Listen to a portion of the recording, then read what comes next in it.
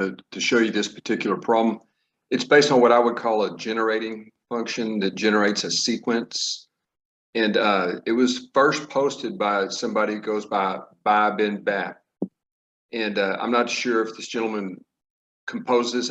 He presented it without citing a source, so I'm assuming that it was something he composed, but it's a beautiful problem. And I would, like I say, I would call it a problem that involves sharp lower and upper bounds for a function, natural numbers mapping to the rational numbers. And it's interesting how this works out because it literally is the definite integral of a finite summation. Now it looks messy at first. I go, I'm not going to even try this. It looked too difficult. But then I realized it's based on a fairly straightforward result from calculus where, you know, this integral of x to the k is actually just x to the k plus 1 over k plus 1. And I think he put the k down here just to generate this nice sequence, probably. But anyway, it's a beautiful problem, and credit to this gentleman for composing it.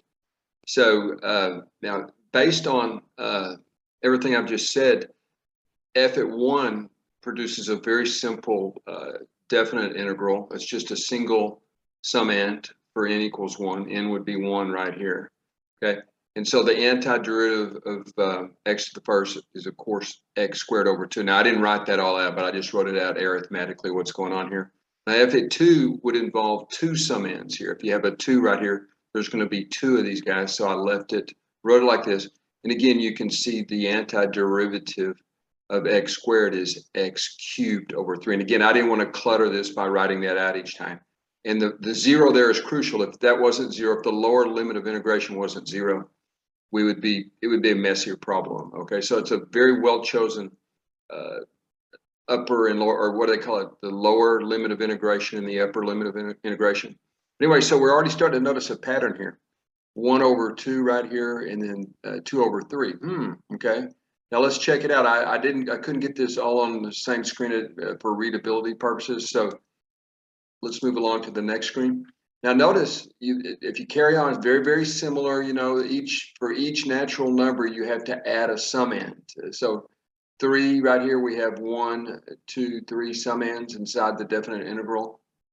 4, we have 1, 2, 3, 4, and you go on just like before with taking the antiderivative. But so what I conjecture here, and this isn't as rigorous as the proof that he gave, but it looks pretty clear that f at n is always going to be equal to n over n plus 1. Right? Now that's a little bit of a leap of faith for mathematical purists, you know, but I believe it. All right, so we'll go with it.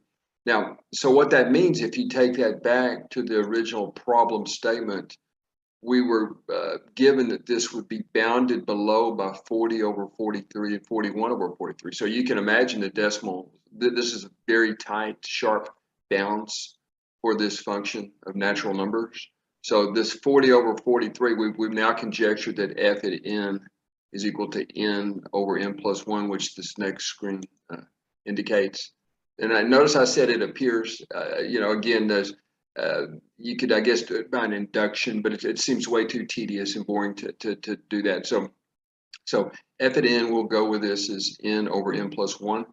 So we're going to seek a solution to this compound inequality. And that's fairly straightforward. That's something that maybe happens in intermediate algebra. The kids have trouble with it, but it is a compound inequality. And this is the result I just did. This really is, this readability feature is it really means this. It's very readable like this, but it really means this, right? And so when you solve the compound inequality, you get a lower bound of 14 and an upper bound of 20. Now you can check out the arithmetic. Notice this says 3n is greater than 40. So that would be a fraction, right? Like 33 1/3 or something. So you have to round it up to the nearest integer. So, I mean, this would be, what, 13 1/3, right? But that's not an integer. So you round it up to 14 in a similar fashion. You round it up to on this one, you get the upper bound is 20.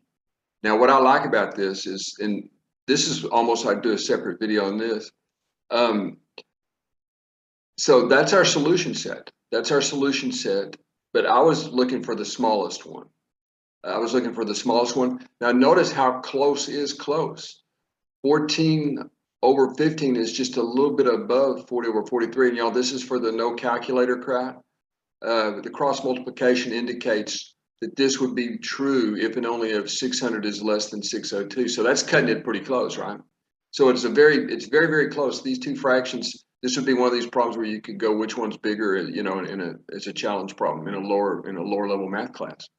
And so, and this last part was really what I liked, how you can use this vertical ellipsis here, this vertical ellipsis. I love this. But what we've just done is we know that all of these integrals, and this is kind of what the general problem would be, how many integrals would work within these very tight bounds, and it's more than you would think, although my number sense isn't that good. But, you know, 14 to 20, right? There's that many integrals. What is that? 7 different integrals are stuck between 40 over 43 and 41 over 43. So again, a lot of fun, folks. Compound inequalities, a little bit of calculus. Hope you enjoyed.